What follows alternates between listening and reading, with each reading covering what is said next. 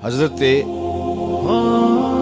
बायजीद बुस्तामी अलैहिर्रहमा फरमाते हैं, एक दिन मुझे शौक हुआ कि मैं हुजूर की अजमतों की सैर तो करूं, तो मैंने मार्फत के समंदर में गोता ज़नी की। बायजीद बुस्तामी किसी मामूली शख्स का नाम नहीं है। हजरत दाता गंज बख्श अली हजवेरी अलैहिर्रहमा कश्फुल माजूब में लिखते हैं कि तसव्वुफ के 10 बड़े इमामों में से एक इमाम का नाम बायजीद बुस्तामी।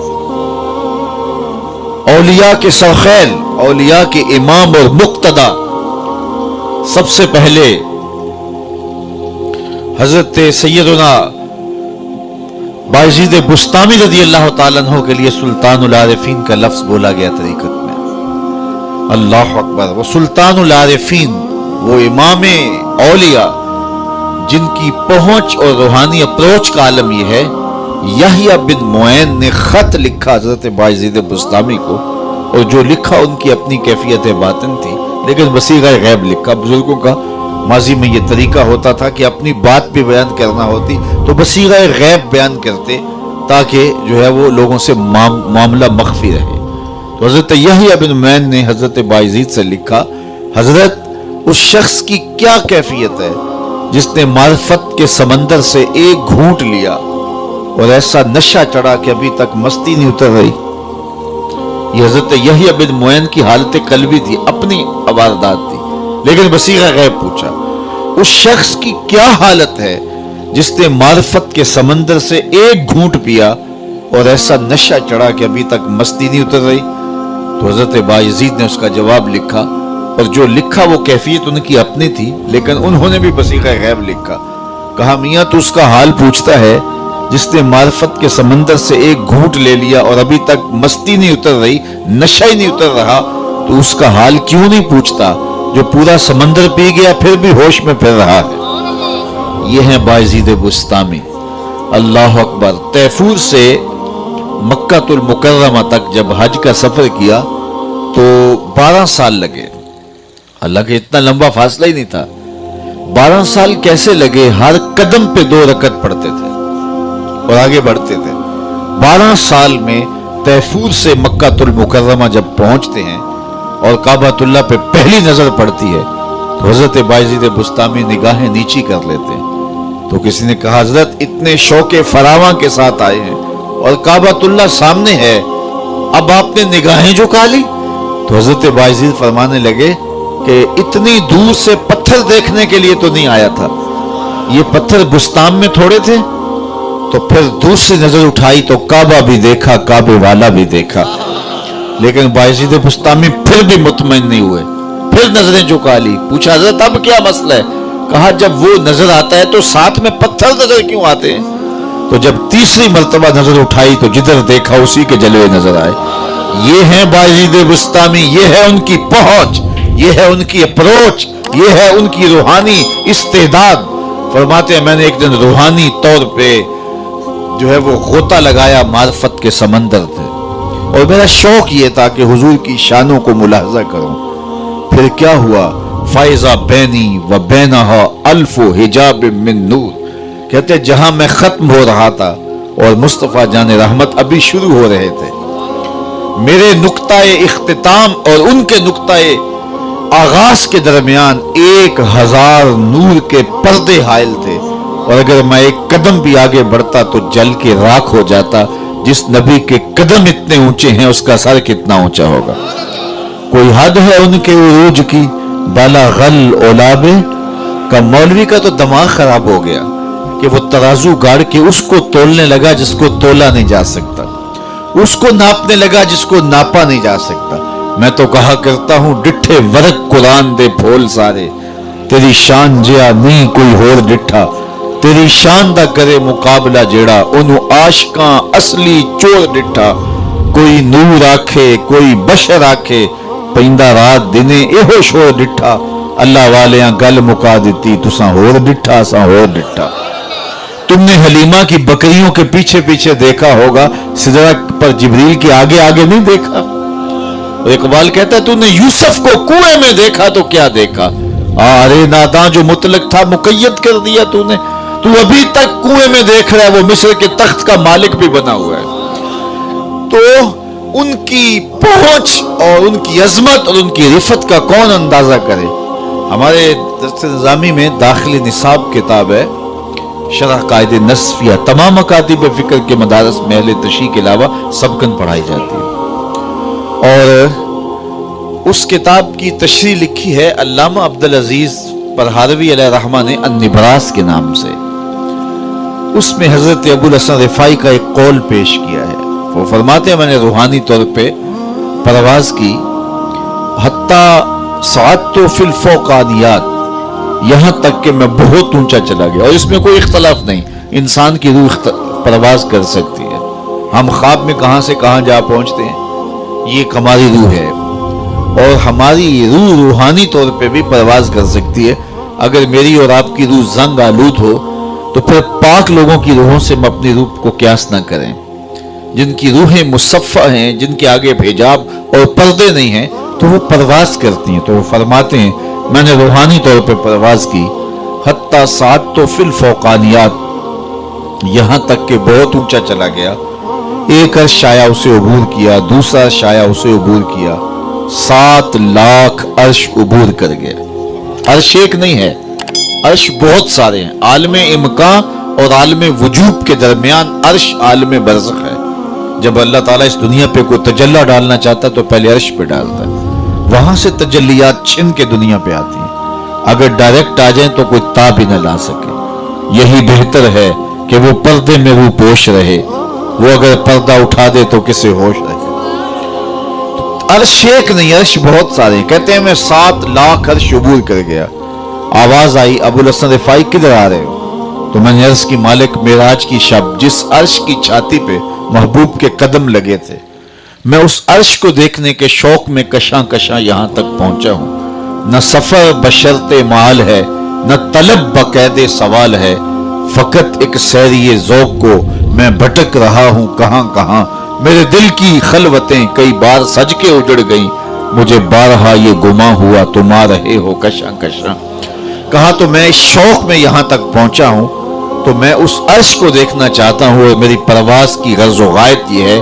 تو آواز آئی ارجع لا وصول لکا، ابوالحسن پلٹ جاؤ، تم کروڑوں سال بھی پرواز کرو، جس عرش کی چھاتی پہ محبوب کے قدم لگے تھے وہاں تمہارا خیال بھی نہیں پہنچ سکتا. جس نبی کے قدم اتنے اونچے ہیں اس نبی کا سر کتنا اونچا ہوگا. کوئی حد ہے ان کے عروج کی، بالا غل اولاب کمال ہی. تو کہا دہا سے مراد حضور کے کمالات ظاہریہ ہیں اور لیل سے مراد حضور کے کمالات باطنیہ ہیں. ایک قول یہ پیش کیا کہ دہا سے مراد حضور علیہ الصلاۃ والسلام. اللہ اکبر، یہ اللہ نے اپنے محبوب کو شانیں دی ہیں نا، یہ حضور علیہ السلام کی عظمتیں ہیں، یہ حضور کی رفعتوں کا عالم ہے.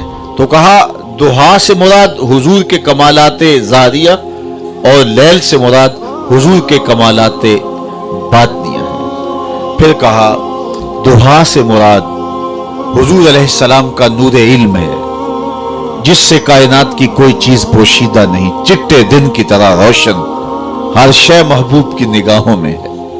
اللہ کے محبوب کی نظروں میں کوئی چیز پوشیدہ نہیں. وَإِنِّي أَرَىٰ مَا لَا تَرَوْنَ وَأَسْمَعُ مَا لَا تَسْمَعُونَ، جو میں دیکھتا ہوں وہ تم نہیں دیکھتے اور جو میں سنتا ہوں وہ تم نہیں سنتے. اللہ نے وہ سماعتیں دی، وہ بصارتیں دی. یہ غلطی ہوتی ہے کہ اپنے حواس کو نبی کے حواس پہ قیاس کیا جائے یا نبی کے حواس پہ اپنے حواس کو قیاس کیا جائے. قرآن پڑھیے، سورہ نمل اٹھائیے. حضرت سلیمان اپنے لاؤ لشکر کے ساتھ جب آگے بڑھے تو وادی نمل آ پہنچے. تو وادی نمل میں چیونٹی نے جب لشکر سلیمان آتے دیکھا تو اس نے اپنی ہمجولیوں سے چیونٹیوں سے کہا کہ جلدی جلدی اپنی بلوں میں داخل ہو جاؤ، اللہ کے نبی کا لشکر بے خبری میں تمہیں کچل نہ ڈالے. اللہ اکبر. اور یہ بات حضرت سلیمان نے سنی. کتنی دور سے سنی؟ 3 میل یا 7 میل دور. 3 فراسخ اگر ہیں تو 9 میل بنتے ہیں. تو 9 میل سے حضرت سلیمان علیہ السلام نے 3 فراسخ سے چیونٹی کی اس بات کو سنا اور اس کے لہجے کو سمجھے. اللہ اکبر. تو نبی کی شان یہ ہوتی ہے کہ جو چیونٹی کی بولی ہے उसको सुन लेता है 9 मील के फासले पर। आप में से कोई है कि जिसके कान के पर्दे पर भी चींटी को रख दिया जाए तो उसकी कहानी समझ ले कि ये क्या बोल रही है? अल्लाह अकबर। ये त्यूरियात के माहिरीन कहते हैं चींटी के मुंह में जुबान नहीं होती। चींटी बोलती फिर कैसे, अब बात कैसे करती है? इसके मुंह में जुबान भी नहीं होती।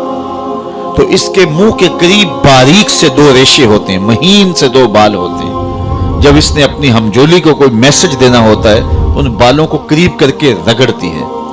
उस रगड़ से जो आवाज निकलती है, उससे अपनी हमजोली को कोई मैसेज कन्वे कर रही होती है। अल्लाह के नबी की शान यह है, चींटी के बालों के रगड़ने से जो आवाज पैदा होती है, 9 मील दूर से उस आवाज को सुनता भी है, उससे जो मफहूम निकलता है उसको समझता भी है। और ये शान उस नबी की है जो मुक्तदी बन के मस्जिद अक्सा में तेरे नबी के पीछे खड़ा है। ये शान है खिदमतगारों की, सरकार का आलम क्या होगा। तो अपने हवास पे नबी के हवास को क्यास करना, इससे बड़ी हमाकत कोई नहीं होती है। तो कहा इन्नी अरा माला तरोना वास्माओ माला तस्मो। मेरे बुजुर्ग फरमाया करते थे कि नबी तो नबी हुआ। हदीस में आता है कि जब मियां बीवी घर में उलझ पड़ते हैं, साले मर्द हो और उसकी बीवी उससे उलझती है, तो उस मर्दे साले की होने वाली बीवी जन्नत में हूर इस मंजर को देखती है। ये तिरमिज़ी की रिवायत है और इमाम तिरमिज़ी की आदत ये है, हदीस की रिवायत के बाद उसका दर्जा भी बयान करते हैं। तो इस हदीस को बयान करने के बाद कहा हाजा हदीसुन हसनुन सहीहुन। ये हदीस हसन भी है और सही भी है। और हदीस क्या है, जब मियां बीवी घर में उलझते हैं और शौहर को बीवी कोसने देती है कि जब से तेरे घर में आई हूं मेरा तो करार लुट गया है, माँ बाप घर कितनी आसूदा जिंदगी थी, तो वो बेचारा शौहर तंग होता है और बीवी उसको ताने देना शुरू कर देती है।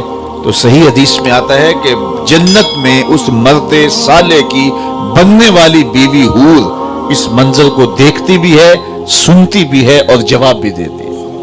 और क्या कहती है, कातला किल्ला, तेरी खराबी हो, तू इसे क्यों सताती है? ये तो चंद दिन का परौना है तेरे पास, ये तो मेरा शौहर है। ये कौन कह रही है? हूर कह रही है। और हूर कहां से कह रही है? जन्नत से कह रही है। और जन्नत कहां है? 7 आसमानों से ऊपर है।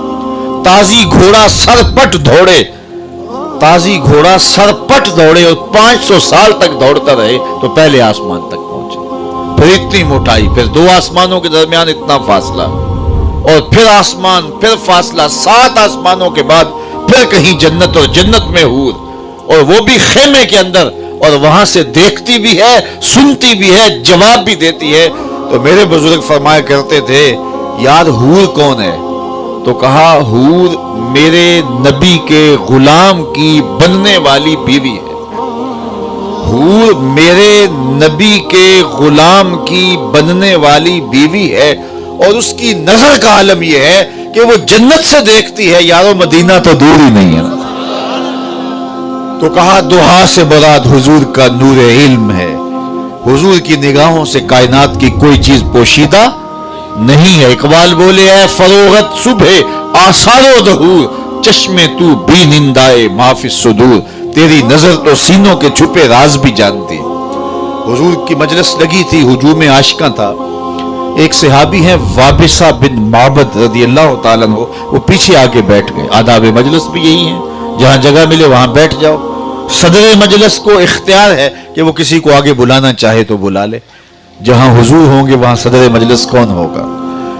अब वो आए हजरत वापसा पीछे बैठ गए। हुजूर ने कहा उदनो या वापसा, वापसा नेड़े आ जाओ। वो उठे और करीब आ गए। फिर फरमा उदनो या वापसा, वापसा और नेड़े आ जाओ। वापसा उठे और करीब हो गए। फिर फरमाया वापसा और नेड़े आ जाओ।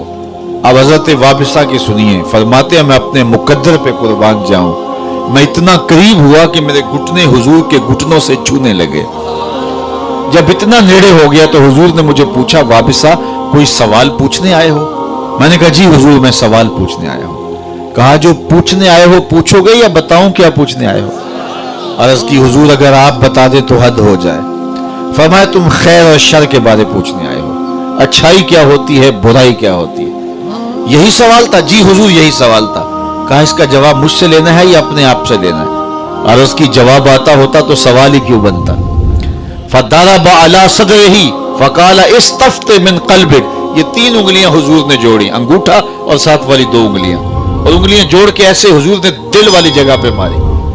और फदरब अला सदरिही फकाला इस्तफ्ति मिन क़ल्बिक, दिल वाली जगह पे मार के फरमाया ये अंदर मुफ्ती बैठा, इससे ही पूछ ले, यही बता देगा अच्छाई क्या है, यही बता देगा बुराई क्या है। जब दीवार रखते हुए हमसाए के 2 इंच दबाने लगते हो, अंदर मुफ्ती फतवा दे रहा होता है गलत कर रहे हो। जब रिश्वत ले रहे होते हो, मेज के ऊपर से लो या मेज के नीचे से, अंदर का मुफ्ती बोल रहा होता है ये गलत कर रहे हो। जब गुजरते हुए नजर भटकती है और ख्याल बहकता है, तो अंदर ज़मीर आवाजें देता है तेरे घर में भी बहन बैठी है, तेरे घर में भी तेरी माँ बैठी है, तेरी नजर क्यों आवारा हो रही है, अंदर से आवाजें आ रही होती हैं, अंदर बोल रहा होता है। तो मेरे हुजूर ने 3 उंगलियां जोड़ के दिल पर मारते हुए फरमाया इस्तफ्ति मिन क़ल्बिक, ये तेरा मुफ्ती ही बता देगा, ये अंदर का मुफ्ती बता देगा कि खैर क्या है शर क्या है। इकबाल ने कहा था ना कि अपने दिल से पूछ, मुल्ला से ना पूछ, तो ये दिल बताएगा, ये मुफ्ती अंदर बैठा हुआ है, तो इससे पूछिए नेकी क्या है, इससे पूछिए बुराई क्या है। तो हुजूर की निगाहों से कायनात की कोई चीज पोशीदा नहीं है। और एक हदीस सुनाऊं और अपने मजमून को आगे ले जाऊं, और ये सिहा की रिवायत है। अल्लाह के महबूब ने इरशाद फरमाया कुर्बे क़यामत में जब दज्जाल आएगा, अभी तक तो नहीं आया, उसके फितने नमूदार हुए, लेकिन वो आना चाह रहा है, तो कहा कुर्बे क़यामत में जब दज्जाल आएगा, 1450 साल बीत के इस बात को बताए हुए, फरमाया जब दज्जाल आएगा तो मेरे गुलाम उसके मुकाबले में निकलेंगे, मेरे गुलाम उसके मुकाबले में निकलेंगे। सुनिए आगे, फरमाया इन्नी लारिफु अस्माअहुम, कुर्बे क़यामत में दज्जाल के मुकाबले में जो मेरे गुलाम निकलेंगे, इन्नी लारिफु अस्माअहुम, मैं उन्हें नाम बनाम जानता हूं। बात खत्म नहीं हुई, वास्मा आबाहिम, उनके बाप दादे के नामों को भी जानता हूं। कहानियां खत्म नहीं हुई, वह अलवाना खुयूलहिम, जिन सवारियों पे चढ़ के जिहाद करेंगे, मैं मोहम्मद उन सवारियों के रंगों को भी जानता हूं। कौन सा गुलाम, किस कबीले का फर्द, किस रंग की सवारी पे बैठ के जिहाद करेगा, हुजूर फरमाया मैं पहचानता हूं। याल आलमों का लफ्ज नहीं है, इन्नी लारिफो, मैं पहचानता हूं उन्हें जो कुर्बे क़यामत में दज्जाल के मुकाबले में आएंगे। ये मेरे महबूब की निगाह है। तो कहा दुहा से मुराद हुजूर की निगाह दूरबीन है, जिससे कोई शय पोशीदा नहीं है, और लैल से मुराद हुजूर का दामने उफ़्व करम है, जिसमें बड़े बड़े गुनाहगारों को छुपा लेंगे। अल्लाह अकबर, क्या मंजर होगा, पेश हक मुजदा शफात का सुनाते जाएंगे, आप रोते जाएंगे, हमको हंसाते जाएंगे। वुसअतें दी हैं खुदा ने दामने महबूब को, जुर्म खुलते जाएंगे और वो छुपाते जाएंगे। तो कहा लैल, जिस तरह रात छुपा लेती है, तो लैल से मुराद हुजूर का दामने उफ़्व है, दामने रहमत है, दामने करम है, जो गुनाहगारों को अपनी आगोश में समेट लेगा। खुद फरमा शफाअती ले अहलिल कबाइर मिन उम्मती, मैं उम्मत के बड़े बड़े मुजरमों की शफात करूंगा। तो क्या मंजर होगा हशर का, जब मेरे आका शफात करके गुनाहगारों को अपनी आगोश में समेट रहे होंगे। वो किसी ने किसी महफिल नात में पढ़ दिया, जिस तरह कि आजकल हमारी शायरी चलती है कि वो अपना मुकदमा नहीं हार सकता जिसके हुजूर वकील हों। तो मैंने कहा कि वकील ना कहो, वकील जो है निगहबान के माना में तो ठीक है, लेकिन आप मुकदमे की बात कर रहे हैं, तो यहाँ वकील के माना, एडवोकेट के माना में वकील आ रहा है। तो हुजूर मुकदमे में हमारे वकील नहीं होंगे, बल्कि हमारे शफी होंगे। वकील और शफी में फर्क होता है, जो सफारशी होता है उसमें और वकील में फर्क होता है। आप जानते हैं, देहातों के रहने वाले, वकील की लड़ाई ये होती है और वकील की बहस ये होती है, उसके दलाल ये होते हैं कि मेरे मुवक्किल ने ये जुर्म नहीं किया, लिहाजा छोड़ दिया जाए। वो सबूत ये देता है कि इस पे इल्जाम है और गलत इल्जाम है, मेरे मुवक्किल ने ये जुर्म नहीं किया, लिहाजा छोड़ा जाए, ये वकील कहता है। और शफी कहता है सब कुछ किया है, मेरा आना देखा जाए, मेरी सिफारिश मानी जाए। हुजूर क़यामत के दिन वकालत नहीं फरमाएंगे, शफात फरमाएंगे। पेशे हक मुजदा शफात का सुनाते जाएंगे, آپ روتے جائیں گے ہم کو ہنساتے جائیں گے. وسعتیں دی ہیں خدا نے دامن محبوب کو, جرم کھلتے جائیں گے اور وہ چھپاتے جائیں گے. باغ جنت میں محمد مسکراتے جائیں گے, پھول رحمت کے گریں گے ہم اٹھاتے جائیں گے. تو وہ منظر ہوگا. یہ حضور کا دامن شفاعت ہے. بڑے بڑے گناہگاروں کو حضور اپنی آغوش میں سمیٹ لیں گے. تو دعا سے مراد حضور کا نور علم ہے, اور لیل سے مراد حضور کا دامن و کرم ہے. اس پر بہت کچھ کہا جا سکتا ہے لیکن آگے بڑھنا ہے. کہا کہ دعا سے مراد حضور علیہ الصلوۃ والسلام کا چہرہ انور ہے, جو چاشت کی طرح چمکتا ہوا چہرہ, اور لیل سے مراد محبوب کی زلف عنبری ہے. تو گویا ترتیب کلام یہ ہے کہ محبوب چاشت کی طرح تیرے چمکتے ہوئے چہرے کی قسم, اور شب دیجور کی طرح تیرے شانوں پہ لٹکتی زلفوں کی قسم. قسم ہے تیرے رخ تاباں کی, اور قسم ہے تیری زلف دوتا کی. تیرے چہرہ نور کی بھی قسم, تیری زلف عنبری کی بھی قسم. محبوب قسم ہے تیرے چہرہ حسین کی, وہ چہرہ کہ حضرت ابو ہریرہ بولے کل قمر لیلۃ البدر لم ارا قبلہ ولا بعدہ مثلہ. کیا پوچھتے ہو حضور کے چہرے کا؟ 14ویں رات کے چمکتے ہوئے چاند کی طرح حضور کا چہرہ تھا. پھر کہتے ہیں نہیں نہیں نہیں نہیں, حضور جیسا نہ پہلے دیکھا نہ بعد میں دیکھا. حسان بن ثابت کھڑے تھے, بولے دیکھتے کیسے؟ کسی ماں نے جنم دیا ہوتا تو دیکھتے. اللہ اکبر. خدا نے وہ سچا ہی پن چھڑیا ہے جدے وچ محمد نو ٹالیا سی. حسینہ جمیلاں دا منہ موڑ دیتا, محمد بنا کے قلم توڑ دیتا. جب یہ خاکے تراشے گئے تھے تو میں نے پورے وطن میں جگہ جگہ جا کے کہا تھا, میاں خاکے تو خاکیوں کے ہوتے ہیں, جو پیکر نور ہو اس کے خاکے کون تراشے گا؟ سایہ تو بڑی دور کی بات ہے, مثل تو دور کی بات ہے. اللہ اکبر. اس کا محبوب کا سایہ بھی نہیں بنایا گیا تھا. اللہ اکبر. مثل او در عالم مقام متصور نیز, ان کی مثل بزم عالم کے اندر ممکن ہی نہیں ہے. جب یہ بات کہی گئی کہ اگر خدا چاہے تو کروڑوں محمد پیدا کر دے, تو اقبال نے کہا تھا رخ مصطفیٰ ہے وہ آئینہ, کہ اب اس سا دوسرا آئینہ نہ کسی کی بزم خیال میں نہ دکان آئینہ ساز میں. یہ ہو ہی نہیں سکتا. اللہ نے اپنے محبوب کا سایہ بھی نہیں بنایا تھا. اس کی کیا وجوہات ہیں؟ تو بہت سارے لوگوں نے بہت کچھ لکھا, لیکن حضرت شیخ احمد مجدد الفسانی علیہ رحمہ نے کمال کر دیا. فرماتے ہیں سایہ شے از شے لطیف ترست, کسی چیز کا سایہ اس شے سے زیادہ لطیف ہوتا ہے, اور حضور سے بڑھ کر کائنات میں لطیف شے ہی کو نہیں. وسایہ چے معنی دارت, تو سائے کا کیا پھر معنی باقی رہتا ہے, سایہ کیا معنی رکھتا ہے. تو صاحبو اللہ نے اپنے محبوب کو وہ حسین چہرہ دیا, وہ جمال دیا کہ دیکھنے والے کہا کرتے ہیں اللہ اللہ, یاد آتا ہے خدا دیکھ کے صورت تیری. دل کی چمک بڑھائے صلی علی محمد.